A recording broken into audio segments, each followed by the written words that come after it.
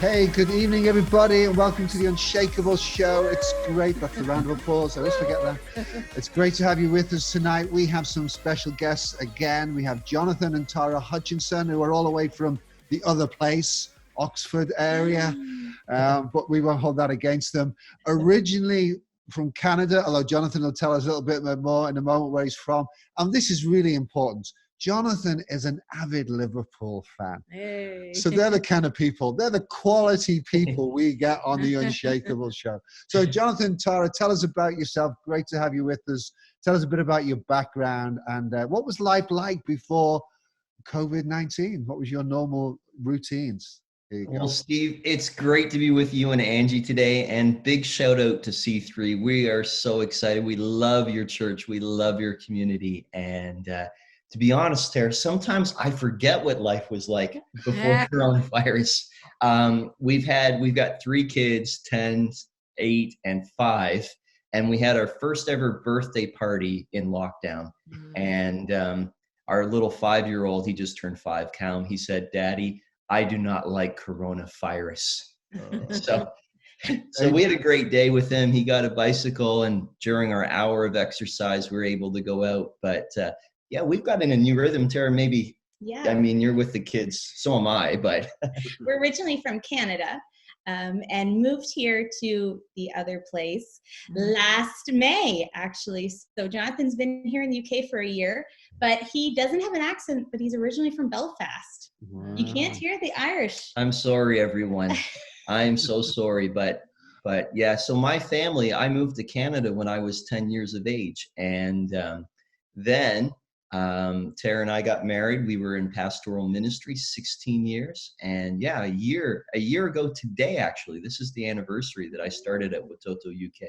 And Watoto is a ministry that we've loved for so long. And in fact, Tara, your connection with Watoto goes back many years. Yeah, my grandparents were actually in Africa as missionaries. They were retired pastors, and that's what you did in those days. When you were retired, you went on the missions field. So they were actually on the missions field in Africa when Gary and Marilyn arrived, and they mentored them and helped them get set up and saw them into Uganda. And then the last thing they did as missionaries was introduce my dad to Gary and Marilyn. So we've known Watoto for many, many years and loved it. But yeah, here we are now locked in our home in the other place. It was amazing. Life before coronavirus was so busy. It was full of activities and drama school and football practice and all of that work. It was great. But now life is so slowed down.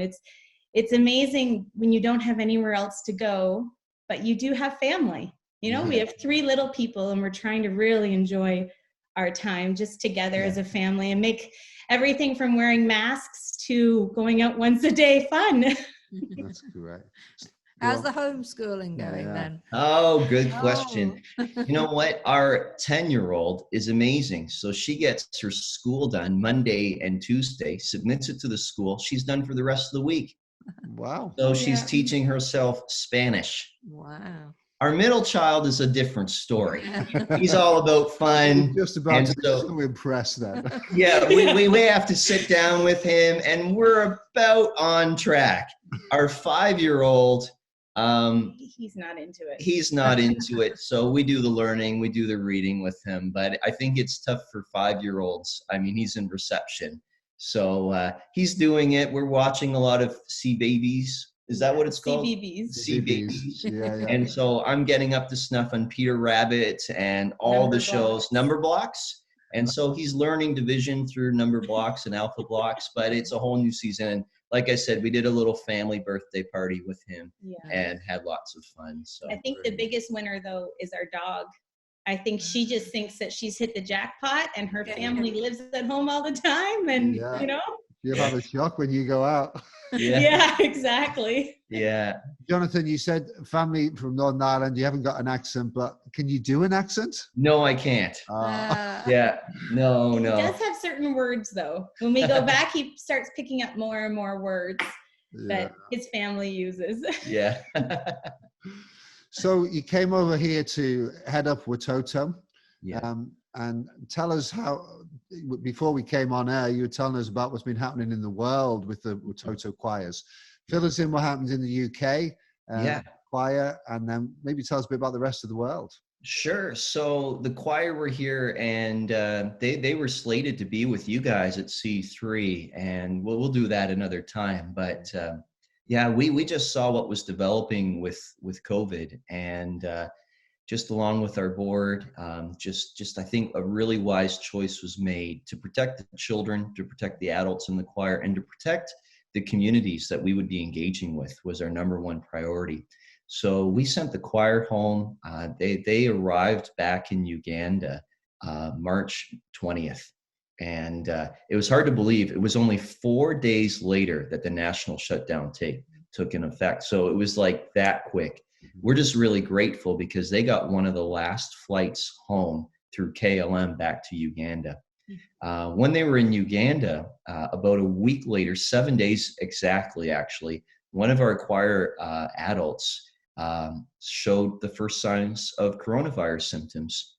So the team was in isolation. We were following everything from the Ministry of Health in Uganda. And I'm thankful we did, because 7 days later, this young man showed symptoms, took him to the hospital, and he had coronavirus. And it spread, actually. I don't know how, we'll never know the specifics of it, but 14 members of the team, including children, came down with COVID. And so none of them actually showed any symptoms, but it meant that all of them needed to go into isolation at Entebbe Grade B Hospital. So they were there for 14 days. The children were not happy because they said, "Why do we need to go to hospital? We feel well. We're not sick." And so they were there taken care of. And the rest of the team still stayed in isolation because they had to restart their isolation time. And so after 14 days, they were reintroduced into another isolation at one of our Watoto villages, the whole choir team. And then the other team that weren't infected have also chosen to do another isolation with the team in Uganda. Reason is because Uganda wouldn't have the same health infrastructure. And so at Watoto, we want to make sure we're doing everything we can to protect our kids, our children. And we're really thankful all are healthy, all are well. And thank you all that were praying for us, because we're just so grateful that those children are good, and the adults. We still have 4 choirs, though, that because of the quickness of the epidemic, 4 choirs that are still globally out there. We've got choirs in Australia, Malaysia, Brazil, and the USA. And they're being taken care of, a lot of them at Christian camps, but it's not ideal. It's not ideal. You don't want to see that happen. But yeah, there we go. We've got 4 choirs that are still waiting to get home, because no traffic can leave or enter the country in Uganda at all. They've got a complete lockdown in Uganda. Wow. Yeah. Do you know any more about life in Uganda at the moment? How's that panning out in Uganda? Yeah, so they brought in very strict regulations in Uganda. So people had to choose to stay at home or to stay at their place of work.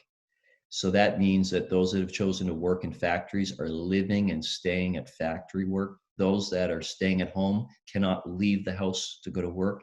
You're not allowed to drive your car. You're not allowed to leave your house for any reason. And that's been in effect there for 5 weeks. And so there's a lot of people in Uganda in the economy that live hand to mouth every day, street vendors. They're having to live on the street. And so the situation for some of the most vulnerable is really dire. And there's no government support. You do get a bag of rice, which is a big step for Uganda. So if you're lacking food, some Ugandans are getting a bag of rice, but that is it. That's the only support the nation is getting at this time. So it's quite a thing. Even those on Watoto Church, when you see the live broadcasts, that worship team is walking 2 to 3 hours to get to the film site. Then they're walking 2 to 3 hours home.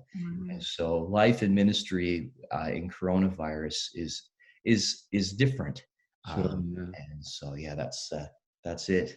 But the work of Watoto in Uganda still carries on though. Watoto Church, obviously the villages, they're still Yeah. fully functioning.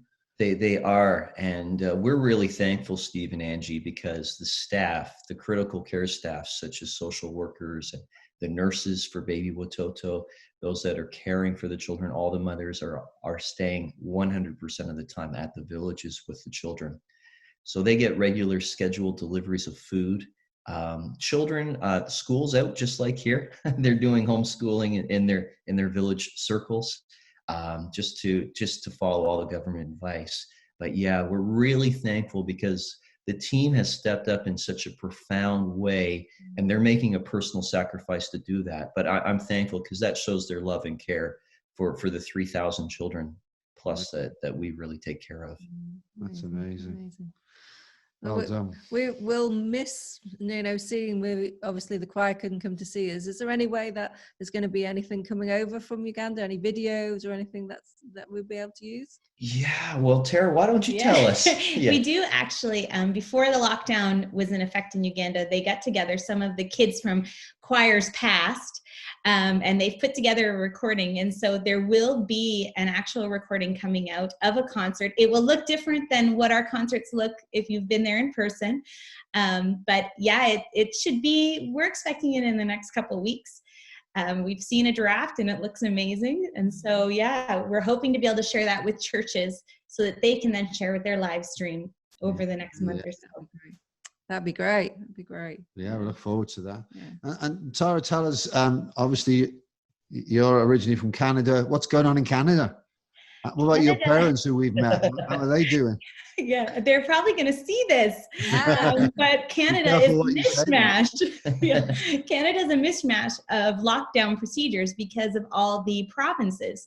So each and every province and territory has decided on what they're going to do for their own people. My parents are in Nova Scotia, which means if you enter the province or leave and then come back, you have to be in quarantine for 14 days. They're one of the only ones that do that. But yeah, no, their drive-thrus are open. I see ice cream being purchased and coffee and donuts going through the window. And I tell them every time I talk to them, they're in the car, but I don't want them to be arrested, so I won't say it. But yeah, so they're allowed to go for walks and they're allowed to go to shops and stuff like that. But then there's other people who provide services that are in complete lockdown in the province. So it's a bit of a mismatch in Canada right now. Yeah. Our friends in Quebec, where we used to live, they can't leave their province and they're not allowed to go into, and other people aren't allowed to come into their province. Mm-hmm. So it just depends on where you are and how strict your lockdown is. But for sure, no churches are meeting. They're all doing the online thing as well. And yeah, it's a little bit the same, but a lot different. Yeah, totally. Yeah. Tell us then how people listening, they can still get hold of, if they want to sponsor a child or be involved, they can still do that. We're grateful, aren't we, that the sponsorships haven't at this point stopped off. People have kept going, which is great because the need is still there. But new people can come on. How can they do that? Could you tell us how people can connect with Watoto? Yeah, so our office is still open, still serving, and we do that through so many ways.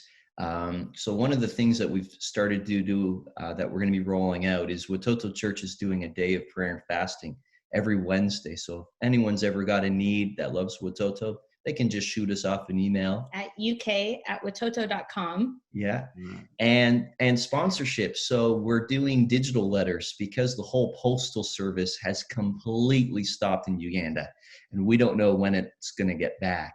Is that we've started a new scanning system at the villages so that the correspondence of letter writing and communication between those that sponsor and a child, it's still continuing. So communication's still ongoing.